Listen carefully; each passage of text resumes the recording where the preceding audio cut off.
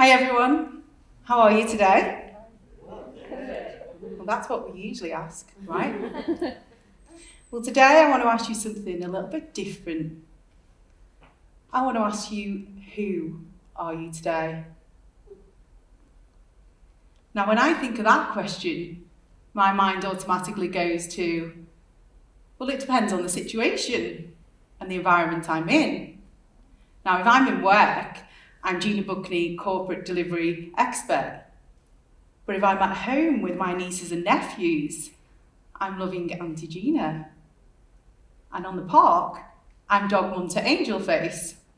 And yes, that is his name for those of you that are wondering. So as I'm talking, your minds may be going into all the different hats and masks that you wear on a daily basis. But that's just surface level. And today, we're going to go a little bit deeper. We're going to go on a journey of self-discovery and explore the mind. But before we do that, I want to ask you another question. How many people know the real you? How many people know your dreams and ambitions, those precious goals that you pray into fruition? How many people know your deepest, darkest fears? And how many people do you allow to see your tears? I bet you can count them on one hand or two. Or perhaps it's just the person in the mirror standing in front of you.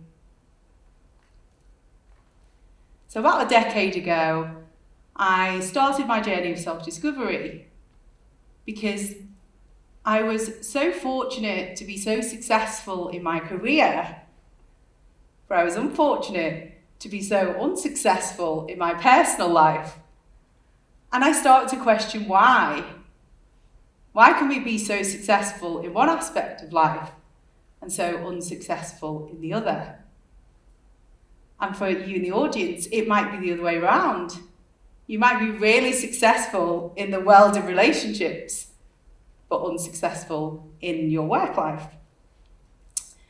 So I started to do lots of personal development, exploring who I was and questioning, why do I act like I act in certain situations? What makes me tick? And going through deep self-analysis with a little bit of neuroscience sprinkled in, just for fun. How much does a polar bear weigh?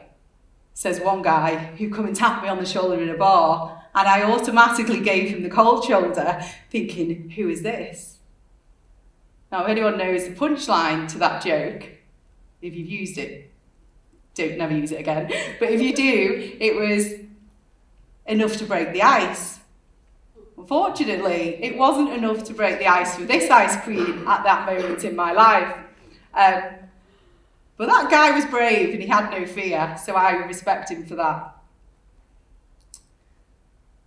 I thought you were such a bitch, but you're actually really nice, said many a people to me a few years ago who didn't know me at first, but had a perception of me from social media or from just passing on the street or seeing me in a bar because I kept myself to myself. I'd built up a wall of protection around me to protect myself, or so I thought. Now, through my discovery and my education, my self-development, I started to discover a number of things. And there's an area of the brain called the amygdala. And this is our fear center of the brain. It locks in patterns of things that could hurt us and memories, and then it reacts out of instinct. And sometimes it'll kick in before something has actually hurt us. It goes straight into autopilot and it hijacks the front area of the brain, which is called the prefrontal cortex. Now, your prefrontal cortex is responsible for all your logic, your creativity, your planning, short-term memory, basically everything you need to do a good job on a daily basis sits here. Now, the amygdala and the prefrontal cortex are at war with each other at times. And what was happening with me, just to give you a little bit of insight into why I was so cold in certain situations. I had a loving childhood. My mum and my stepdad gave me all the love that I wanted. So I never thought I had a problem. But through my self-analysis and reflection and journey of self-discovery, I realised that actually, although I told myself for many years that my biological father not wanting me didn't affect me, and the fact that he left at the age of 13, it did affect me. And through my analysis, I discovered some common themes. I can't go into them all because we'll be here all night, and no one else will get to stand on this stage. Maybe I should. But some of the common themes, just to name a few, are I always had to be the strong one. I could never show a weakness, and I pushed men away. Now, my father, biological father, was a kung fu master, hence always having to be strong and never showing a weakness. And the fact that he stopped seeing us at the age of 13 was the hurt and the distrust of being able to allow another man to get close. But I could operate successfully in male-dominated environments. My background is tech and IT and engineering, and I've been very successful. But that's different when you're at work than when someone taps you on the shoulder for something else. But I wanted that. But I pushed it away, even when I realised I wanted it.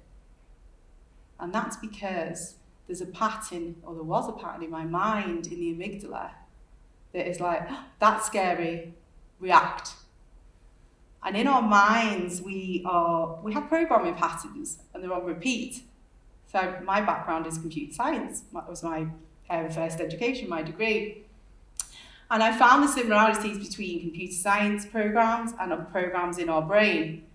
Now, you can change your computer science program, any computer program, you can delete, you can amend. We can do the same with our brain.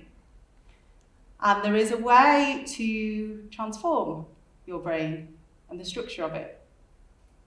Now, I believe it's the biggest kept secret in the world at the minute, because who wouldn't want to reduce their fear, their self-doubt, whilst increasing their creativity, their focus, their short-term memory, and by the way, long-term memory sits in another part of the brain as well, and that increases its size and power. So all the things we need to do a good job increase, and the thing that holds us back decreases. So I know you're all probably thinking, tell me what it is then. You know, it's this, we have to go and have some surgery. No, we don't. It all starts and ends with the breath. And that's it. And that's why I stand here today, because I'm so passionate about sharing this knowledge that actually 10 to 15 minutes of breath work every day for only 28 days has been scientifically proven now in many institutions to transform the structure of your brain. It reduces the power and the size of the amygdala. And all those, I call it the child brain actually in some respects, because it's the thing that jumps out and stops us from achieving what we want. Has anyone ever had road rage? Yeah. Road rage, I used to have it, I don't anymore. Where do you think that comes from? It's an instant reaction. Has anyone ever done something they regretted when the thing they really wanted was on the other side of it? And you think, why did I do that? Why did I do that? And if you keep questioning yourself that, you recognise a pattern. That pattern is in your amygdala. You need to reduce its power and start the breath work. So just to prove that this worked, I never used to think I was creative. And as I say, I started my journey of self-discovery over 10 years ago now, but really deeply into breath work through difficult periods of my life over the last few years. And 2 years ago, I discovered poetry. And I laughed about it because I'm a poet and I didn't even know it. Where has this come from? And within a matter of 2 months of writing poetry, I was then on a stage at an award-winning poetry event. I didn't even know how it happened, but I transformed the structure of my creative brain through doing the breath work, trying to shrink the fear mechanism and the self-doubt. And as I said earlier, I pushed men away. I wasn't able to show that actually I did want a partner. And I wanted to meet someone. But the behaviours that I did, I'd become a bit of a psychopath, I guess. When I'd meet someone, I'd then be questioning everything about them, and I'd push them away. So we act out of fear, and we're not ourselves. And then it scares away what we actually wanted. So I'm going to prove to you that this works, because this was not me a few years ago. I couldn't stand on a stage and bare my soul. And I want to let everyone know that when we're younger, if we're taught to be strong, that sometimes all you're doing is trapping in the emotion, and that will hold you back. You have to let it out to set yourself free. And actually, there's strength in vulnerability. So I wrote a poem that sums this up, and I'm going to share it with you. And it's called Love Is. And I dedicate it to my future soulmate, whoever he may be. I used to think love was just pain. I was always looking for someone to blame. First I'd run every time a man got near, but then I realised that was just my fear. You see, I'd been hurt in the past, making me think that love couldn't last. But since I've learned to reprogram my brain, my outlook on love will never be the same. Love is passion. Love is life. Love is me being the most amazing wife. Love is loyalty. Love is growth. And love is encouragement for us both. Love is family. Love is friends. And love is being with each other until the bitter end. Love is never giving up. Love is filling one another's cup. And love is showing up every day, even when you think there is nothing left to say. Love is. So, me standing on this stage and taking off my mask, and anyone that doesn't know me and who I am, where my family and friends know exactly who I am this sloppy person, but in a male-dominated environment that I worked in, always having to be the strong one.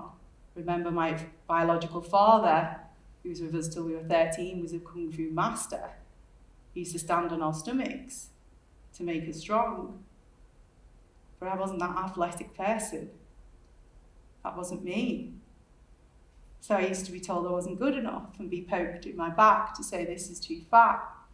And I'll reveal to you now that I struggled with my weight. I still do for many, many years.